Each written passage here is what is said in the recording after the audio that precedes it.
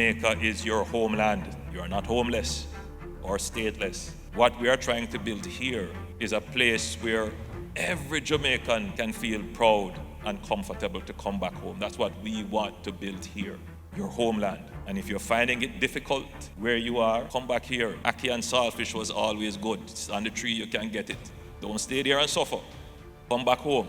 But as I said before, don't come back here to destroy your homeland and what we have been working very hard to create so that you wouldn't have had to leave in the first place. And as I said, we have been making strides in that regard.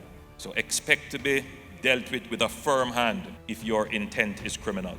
Come back and let us build your homeland so that you can stand up with pride with the citizens of the world about your country. That you don't have to be economic refugees. That's what it is about. Disabuse yourself of this notion that you can only make it through crime and therefore you're going to join a gang and become a part of the problem. I appeal to all of you who have been exposed overseas and see what prosperity is like. Come back home and let us work together to build the prosperous nation that Jamaica is destined to be.